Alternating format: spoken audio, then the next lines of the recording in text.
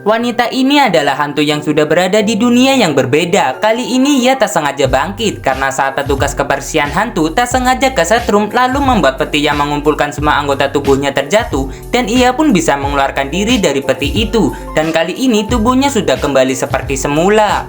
Namun ternyata wanita hantu ini sangatlah kejam. Petugas kebersihan di dunia hantu ini malah ia hisap jiwanya, sehingga kakek tua ini meninggal dunia untuk kedua kalinya di dunia hantu, dan tubuhnya kini seperti balan kempes. Berita bangkitnya wanita hantu penghisap jiwa pun langsung sampai ke pihak kepolisian di dunia hantu, sehingga TKP pun dilakukan. Setelah dilakukan beberapa pemeriksaan, akhirnya satu fakta ditemukan. Ternyata wanita hantu tadi bangkit untuk membalaskan dendamnya terhadap salah satu seorang pria di dunia hantu ini. Pihak kepolisian pun langsung menemuinya. Hantu bernama Betelgeuse inilah yang menjadi target balas dendam wanita hantu penghisap jiwa tadi. Ternyata saat mereka masih menjadi manusia, Betelgeuse dan penghisap jiwa tadi sempat berpacaran sampai menikah. Namun ternyata setelah menikah barulah mereka mengetahui sifat buruk masing-masing, sehingga mereka pun saling menghilangkan nyawa satu sama lain. Sampailah mereka di dunia hantu ini dan masih menyimpan dendam satu sama lain. Hantu penghisap jiwa ini terus mencari korban lainnya karena target utamanya masih belum ia temukan. Pria hantu inilah yang seharusnya waspada karena wanita penghisap jiwa tadi sedang mencarinya untuk balas dendam. Tapi Betelgeuse malah santai saja dan menganggap remeh hantu yang merupakan mantan istrinya sendiri itu. Malahan Betelgeuse mendapatkan informasi bahwa mantan pacarnya yang ada di dunia manusia baru saja kehilangan ayahnya, dan tampaknya Betelgeuse malah merencanakan sesuatu.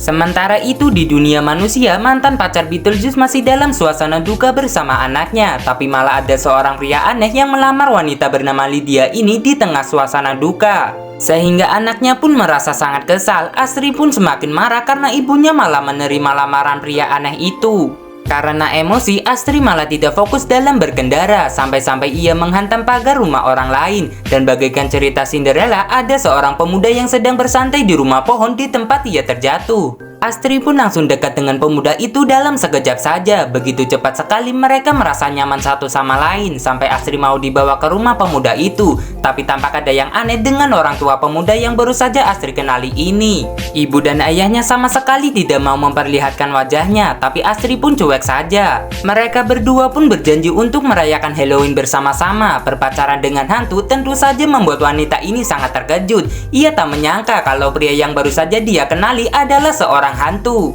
Bahkan kini Astri malah diajak masuk ke dunia hantu bersama pacar barunya ini. Astri diminta untuk membacakan sebuah mantra. Ibu Astri yang menunggu di depan rumah pacar anaknya merasa aneh dan mencoba masuk ke dalam sana, dan ternyata memang benar mereka sekeluarga adalah hantu.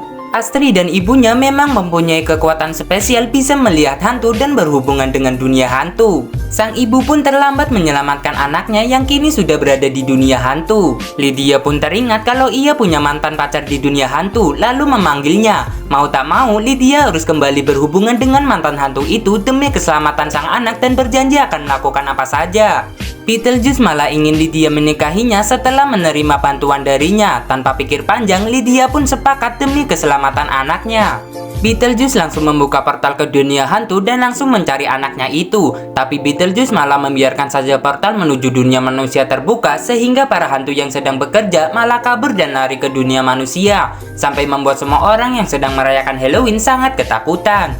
Ternyata pemuda hantu ini berniat jahat terhadap Astri. Ia berniat untuk menukar jiwanya dengan Astri, sehingga pemuda hantu ini bisa hidup kembali ke dunia dan Astri harus diambil jiwanya dan dimusnahkan di dunia hantu ini. Pihak kepolisian di dunia hantu baru saja mendapatkan kabar bahwa ada hantu lainnya yang membawa manusia menyusup ke dunia mereka, sehingga mereka pun akan melakukan operasi pemeriksaan besar-besaran. Lydia bersama Betelgeuse terpaksa masuk ke dunia hantu untuk menyelamatkan anak Lydia yang kini sedang terjebak di sini dan jiwanya akan dimusnahkan.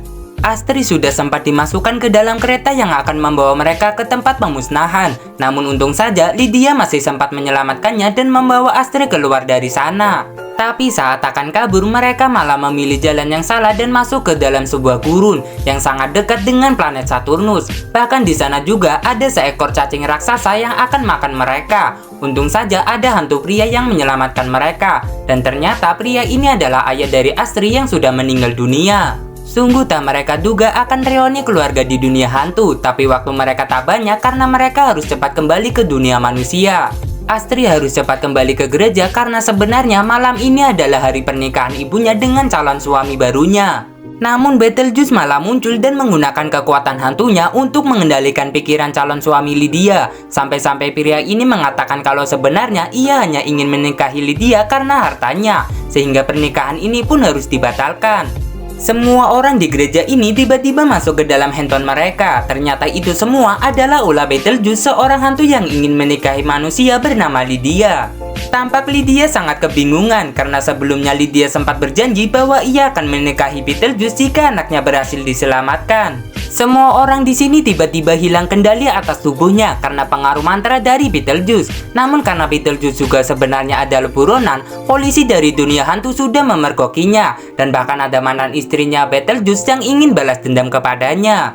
Astri pun mencoba mengambil buku mantra dan membuka portal dari dunia hantu tempat tinggal seekor cacing raksasa yang kelaparan. Betelgeuse pun bisa mengarahkan cacing itu untuk memakan mantan istrinya yang dendam. Satu permasalahan pun selesai dan kontrak nikah Betelgeuse dan Lydia pun bisa dibatalkan. Lydia pun membacakan mantra yang bisa memusnahkan Betelgeuse. Karena para hantu di dunia manusia sudah dimusnahkan, para polisi dari dunia hantu pun harus kembali ke tempat asal mereka. Dan kini Lydia dan Astri pun bisa hidup dengan tenang sebagai ibu dan anak tanpa ada gangguan dari para hantu. Film pun selesai, lanjut film berikutnya.